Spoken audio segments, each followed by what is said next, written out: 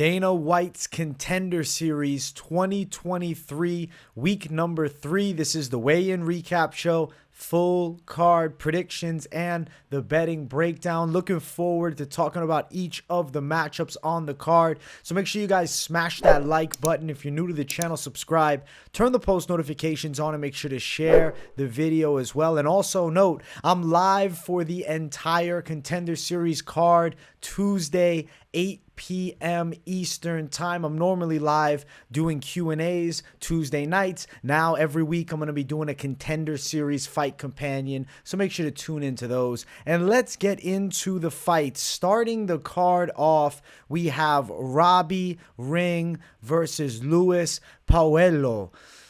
I gotta pick Ring to win this fight here. Pajuelo is a vicious fighter, and he had a pretty epic brawl in his last fight, which he was able to win against an experienced 13-2 fighter. I just feel as though Robbie Ring will have a clear-cut Brazilian Jiu-Jitsu edge. When this fight gets to the floor, which I believe it's going to, there's going to be an advantage for Robbie Ring. If you look at Pajuelo's opponent right before Robbie Ring, it was a 3-3 fighter who did have successful moments taking Pajuelo down and getting his back. I think Robbie Ring has levels above that type of grappling. Ring does have a decent win over Jacob Kilburn, who was in the UFC at one point. He's definitely a pressure fighter, as is Pajuelo, the opponent. I would say more the pressure striking / brawling style of Pajuelo on the feet, matching then Ring, who has more of a pressure grappling style. He's going to look to strike, to set up his takedowns. He'll get on top and do very good work from there. Nasty strangles, good anaconda choke.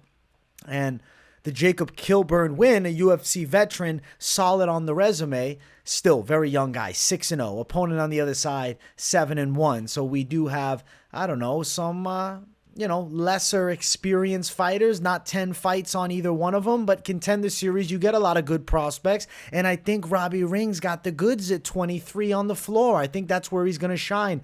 I'll call submission win for Robbie Ring here. I do think that the better striker is Pajuelo, but he's not going to be able to just sit in there and rip heavy shots on the feet. He throws good punches, and he does have a solid stand-up game for sure. He's the better striker, I would say. But Ring has the better overall game, and I think he's going to really shine when this fight touches the floor. And now looking at the fighters on the scales, I'll shrink myself down. We have Ring right there looking pretty solid. Young guy. Look at the cauliflower ears. And then Pajuelo, no cauliflower on him. Now, it doesn't necessarily matter, but at the end of the day, Ring is putting in the hours on the grappling mat for a long time, and his ground game is pretty damn slick. I think he's going to take Pajuelo down, and I think he probably chokes him out. So Ring by submission is the official prediction. Looking at the betting side of things here, Ring at -175, he's the favorite. Pajuelo +150 as the underdog. Looking at Ring to win by sub, the official call, +165. So I can see how people are kind of swayed upon the side of Pajuelo. Last fight was an action-packed brawl. If he keeps it standing, he's extraordinarily dangerous. He's fought, as of recent, a 13-2 fighter. And then on the opposite side, you have Ring fighting a damn debuting guy who was able to get in his mount. Understand. I get it. He still submitted that guy very early in the fight in like a minute and a half. And on the side of Pajuelo, he's primarily a striker. So I really think Ring is going to show the whole rather of Pajuelo in the grappling department and shine. I'm going Ring by submission. Young guy with a clear grappling advantage should get the win here. Fun first fight. Next fight on the card, it's Isis Verbeek versus Josefine Knutsson. I'm going to pick Knutsson to win this fight here. She trains with Khamzat Chimaev at All Stars. Obviously, you guys, if you follow the channel, you know I'm a Khamzat Chimaev fan. And I think that Knutsson's Muay Thai game is quite solid, and she's pretty sophisticated in her overall MMA game. She can operate and land takedowns. And if you look at her physicality, a very strong fighter. Verbeek on the other side actually also has a kickboxing background. She's 1-1 in Glory, 9-4 in pro kickboxing. To Knutsson on the other side, 27-5 pro kickboxer, was a K1 finalist. I really think Knutsson can not only outstrike Verbeek, but I think she's going to be physically stronger and better in the grappling positions here. 4-1 versus 5-0. And if you dig at the loss for Verbeek, Pop Rocky, if you remember, she was on The Ultimate Fighter, and she was taken down a fair amount in that fight. Granted, 4 years ago, plenty of time to close that gap. I think her and Knutsson's fairly competitive, but Knutsson getting her hand raised at the end. I do think decision. I think Verbeek will have some moments, but overall lose the fight. And I'm excited to look at these girls as they face off here. Let's shrink myself down and bring the scales up. There we have Verbeek. Here we have Knutsson. Verbeek got a stylish hairdo, though. I kind of fuck with the red on her. She looks cool. And then there's the face-off. I think Knutsson's just going to have more dog. She's going to pull it off. Hard-fought 3 rounds. These girls both bring it, but Knutsson wins. Potentially 30-27, but it wouldn't be crazy if it's a 29-28. I think she gets a hard-fought decision win. Note that Verbeek also trains at Team Biggie Boy with Jairzinho Rosenstruik, and I think that, that's pretty sick and all, and she's a quality striker, and normally she'd have the striking edge over many opponents. I don't think that's the case here with Knutsson. Now, looking at the odds, they're wide. Knutsson is a minus 300 favorite to Verbeek at plus 250. Yeah, wide lines. Knutsson to win by decision, minus 115. Over 2.5, minus 280. I think it's going over. I think Knutsson's winning it on the judges' scorecards. She's a bit of a favorite, but I am pretty damn confident that she outworks Verbeek over the 3 rounds and gets a unanimous decision. So we're going Knutsson for the win. And let's keep on running up. Next fight brings us to our co-main event. It's Oban Elliott versus Kaik Brito. Guys, I'm picking Oban Elliott to win here. I think he can beat Brito. I know Brito hits really hard and he's a nasty kickboxer. But when you have a guy like Oban Elliott who's pretty physically strong, can strike well and moves well in his own right, and also can time in some takedowns, I think he can give Brito a hard fight. I think it's one of those stylistic matchups that Brito might struggle in.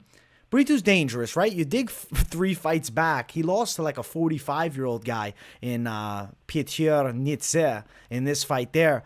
Now, obviously, Nitze is in freak shape, and I'd probably assume he was taking testosterone because I don't think he looks like a natural 45-year-old man. He was shredded and jacked. But he was able to beat Brito, and he's landing takedowns later, and I think Oban Elliott can time some takedowns. I think he can compete for sure in the stand-up. He's got a quality striking game.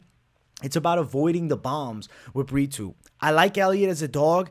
I think he outdogs Brito late, and he wins a hard-fought decision. I know Brito's got fast kicks, nasty low kicks, will go up high too. He's got power in his hands, a long jab, but Oban Elliott has pretty good boxing as well. He switches his stances up, and he's a physically strong guy that can time in some takedowns. I think he'll get it. Over a hard 3 rounds, I think Elliott could end up pulling this thing off. I'm going to ride with Oban to win this thing. Looking at the scales, though, let's check them out. Shrink myself down again. I'll bring up the scales individually first. Brito, right there, looking pretty shredded and good. Elliott, he looks fucking ready for war. I don't know, Elliott has this aura about him here. I just feel like he's coming to kill. He's a little bit larger, the back on him. I'm telling you, I think in the clinch, on the ground, it's going to be the Oban Elliott show as I'm fucking choking over here. That's good luck, though. That's good luck. I'm telling you, I'm a little bit superstitious. I think Elliott as a dog, quite live. I'm saying he's winning a hard-fought decision. He doesn't get caught by the big bombs. Seeing the 45-year-old that could take him to a distance and take him down and give him a hard fight, I think Oban Elliott, he can do this thing. I'm going Elliott for the win. Elliott's an underdog, plus 141. Brito, minus 161. I'm looking at the over. It's plus 165. Interesting. I think that the expectation is somebody finishes. But Elliott's been winning decisions lately. Plus 235, Elliott by decision. If you're betting this fight and you with me on the underdog, if you like the underdog, maybe if you're even not necessarily picking it, but you want a dog bet, I think Oban Elliott has a real chance to win. I'm going to pick him as an underdog here at plus 140. I think he can beat Kaik Brito by a decision, outgrind him over the 3 rounds. And let's jump to the main event of the evening. It's Aronov versus Zachary Reese. I'm picking Zachary Reese to win by knockout. He's a lot longer and taller than Aronov, and he's the more dangerous striker, and I think he can stop Aronov's grappling onslaught. Very good strength by Aronov. He's got some solid wrestling and takedowns, and he fought in his last fight, Mariusz Kisielkiewicz. And if you remember, Kisielkiewicz fought against Mario Souza some seasons back on Contender Series. He lost that fight, but he was a hyped prospect coming in, and Aronov destroyed him on the ground. Mario Souza, who ended up not getting signed to the UFC and has lost multiple times on Contender Series, also kind of destroyed him on the ground. So as much as I think Aronov is a menacing force on the ground, the performance there maybe exacerbating the hype a little bit more than it should be. Zachary Reese has got good submission games. He strangled Aaron Phillips, who was on The Ultimate Fighter and lost to Petrosky. He got him in like 30 seconds with the guillotine. In his last fight, he destroyed a guy that was an absolute salami.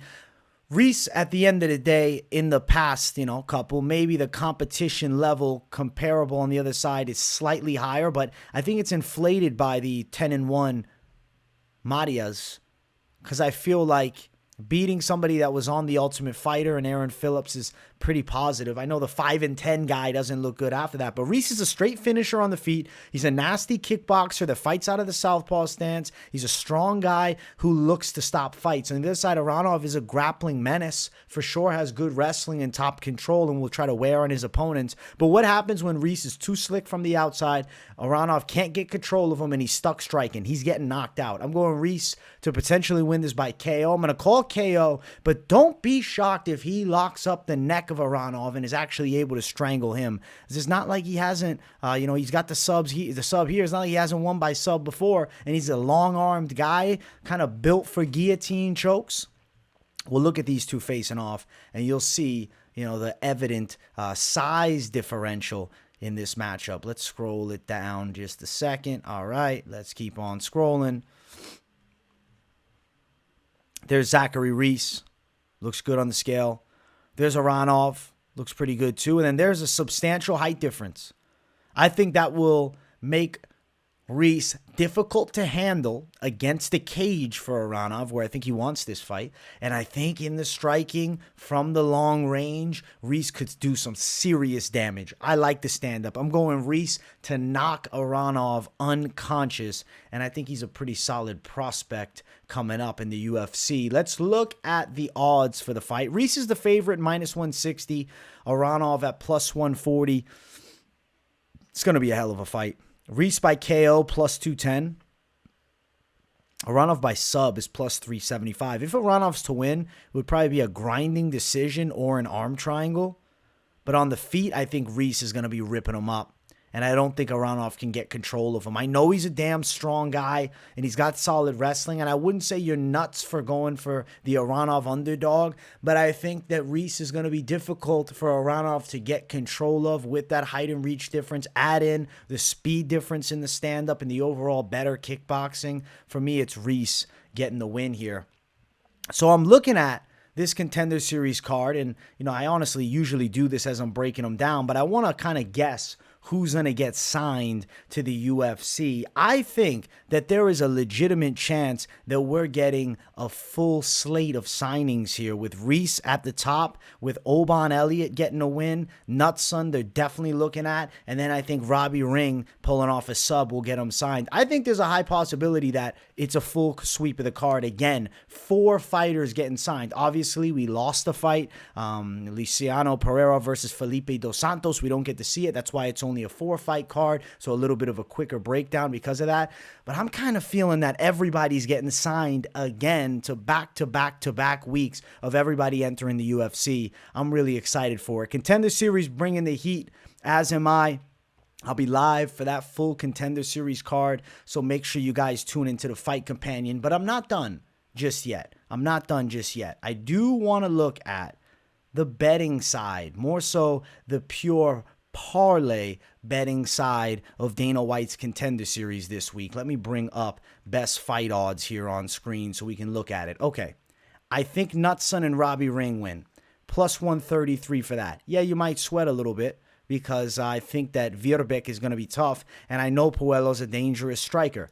But I think these two end up hitting If you want to go more in the high-risk territory, you throw in somebody like Oban Elliott. Maybe you want to take Robbie Ring out and you just go the ladies fight and Knutsson and Elliott. But I think all three could end up hitting. If you want to try to, sweep the card, plus 833. I'm recognizing, though, it's Contender Series. So be smart with it. I think Robbie Ring and Knutsson, I just see the more clearer paths to victory without such substantial mountains to potentially climb, right? When I'm looking at Reese, I'm like, if Aronov is successful on takedowns, what happens if Reese can't get back up? I have to ask myself that when I'm looking at the parlay. When I'm looking at Brito and Elliott, what if Elliott gets caught? When I look at Ring and Pajuelo, I'm like, man, I see Ring taking him down and strangling him. And I don't think Pajuelo has the takedown defense. I think Knutsson is better at the striking, which is what Verbeek is best known for. So these two right here, little two-fighter play, plus 133, something to throw out at you guys. I hope you enjoyed the Contender Series breakdown. Much love, people. Make sure you smash the likes. And if you're new, subscribe. Definitely turn the post notifications on and take them from personalized and put them on all so you don't miss a video because it's content every single day of the week. Let me know what your picks are in the comments below. Throw me your lock, your parlays, whatever that you have here for the Contender Series. And if you have nothing to say in those comments, but you just enjoy the content, as always, drop a W in the chat to boost the algorithm for your boy. Much love. See you guys all tomorrow for the Contender Series Fight Companion. Peace, everybody.